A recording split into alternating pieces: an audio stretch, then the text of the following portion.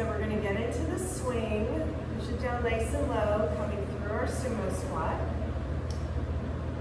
10 and 2 on the mat, we drop our hips, keeping the head in line with the spine, feeling that strong pillar of energy throughout all of the postures. And then we're going to hug the swing, get the leg loops on, using our core, lifting up, karate chop that puppy on to the back of the knee. Second side, keep the arms wrapped around, lift, squeeze, and get the leg loop behind the knee. Okay, I could have my leg loops one higher, but lower is easier for beginners. So just pick the one that's appropriate for you for the day. I'm going to go right into my lounging sequence. I call them lounges, but it's the lunges. Some people don't find it too lounging. Slide up the leg loops as high as you can to the nub. Bend the left knee and roll into the top of the right leg. Okay. So from here, I have to really shimmy my hip down to square it to the floor. Okay. And again, my legs are lower than normal, but that's okay. I can just get nice and low. I like to push the leg loop away with my thumb up to get a great shoulder stretch.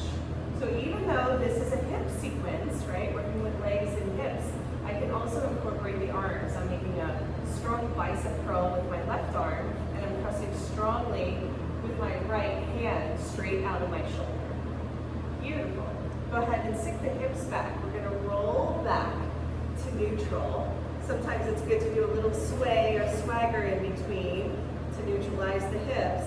And then I'm going to bicep curl, come up, keeping the right knee bent, roll onto the top of the left. Sometimes I'll even release the leg loop to shimmy my hip down. The leg loop's right above the knee. It will try and slide up. You don't want it on the knee for obvious reasons, but it's good to have it right above the knee.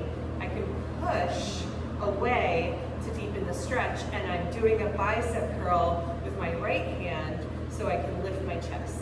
Crown of the head actually pulls up towards the sky, so I'm in a big back bend, arching. I don't let my head collapse, and I don't look down. I'm actually going to start to look up more in all of these poses to shift the energy in my gaze. Where my attention goes, the energy flows. This is a really important reminder. If I look down, all my weight goes down. If I look up, you get this natural levity and lift in the body. Okay? Strong press to open up the shoulder, rotating back through center. Let's come back to the left knee bend.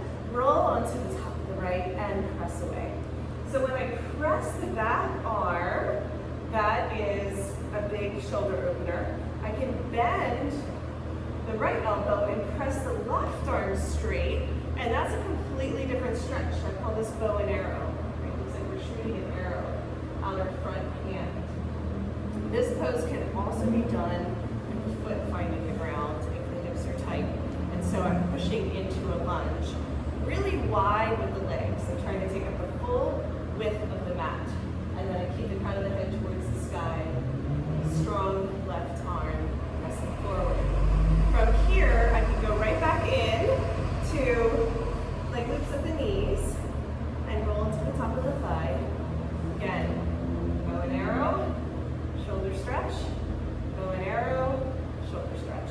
Now if I alternate those two, as you can see, I come into a fun seesaw. And so this is a really fun thing to do in class as well, just to play and mix it up because, again, I call it lounging, but most people, by their faces, you can tell the hips and the legs are really tight, so it gives them a chance to really have some fun with it. So that I call that seesaw. Come on back to center, nice and easy. Let's just switch legs. We're going to rotate back and forth a few times to get through the whole dancing Shiva sequence. Give it a little hop, give the upper body a break, come through swagger whenever you need to reset the hips. Remember, this is very intense for most people, so take frequent breaks, and adding lots of swag and play helps a lot to release the pain and tension, particularly in their faces. Make sure they're smiling. Always stay smiling. Okay, reaching for the knees, coming through center, slide up to the top of the leg loops, bend the right knee, roll into the top of the left. Okay, shimmy so that the hip points down towards the ground, squaring the hips towards the floor. Most people are going to be like this. So they didn't quite get it. You have to rotate onto the top of the thigh. That's the intense part. Also keeping the leg loop down towards the knee. One of the things I do is I push my back arm away, which is helping me keep that length. Then we can come into our version of bow and arrow. You're gonna bend the left arm, straighten the right, strong arm pushing away, which is a great stretch in itself. And then let's practice the version where we come into high skydiver with the left leg and spread out. So we're the full width of the mat and straighten the front arm again. We can straighten the front leg and bend the knee. I call this a version of Hanuman. When we straighten the leg, bend the knee, straighten the leg. Just helps to stretch the hamstring. Okay, you can even grab for the toe if that is part of your practice. Okay. Let's rotate back to the left leg loop at the knee and come on to the top of the thigh. Okay. It is really intense, so you can spread it out a little. I remember when they asked me, how come you didn't show me that in the beginning? I like it, but it does get a little much for some people, and if they just won't do it because it is cutting into these tender yin lines, then just spread it out a little bit more. It's just as effective, okay? So you can go back and repeat the whole sequence with the leg spread out. Okay, I'm gonna bunch it up again.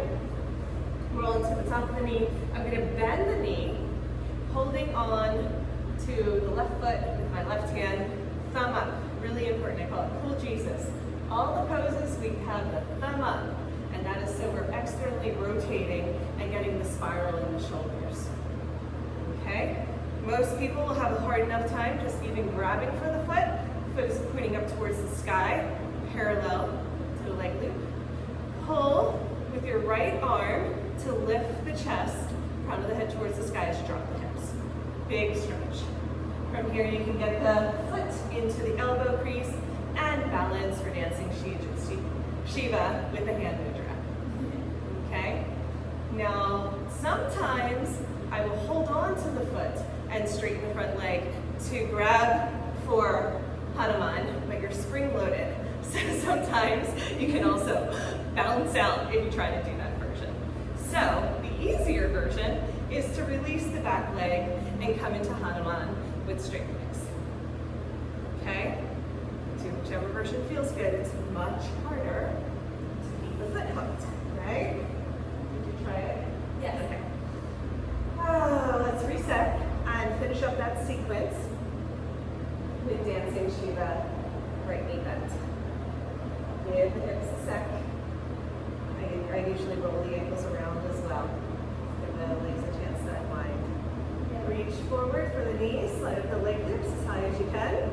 Bicep curl, keep the left knee bent, go onto the top of the right. Push away.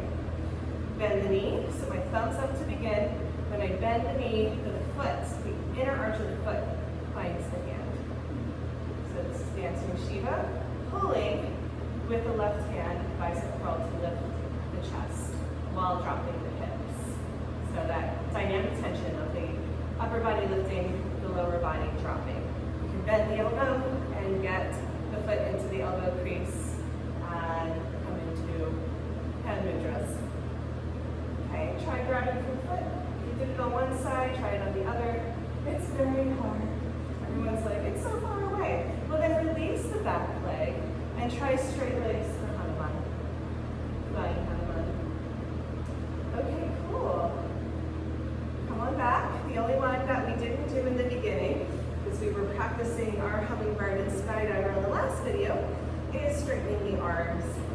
And we can do this in any order, but we started by warming up our hips by lifting and squeezing.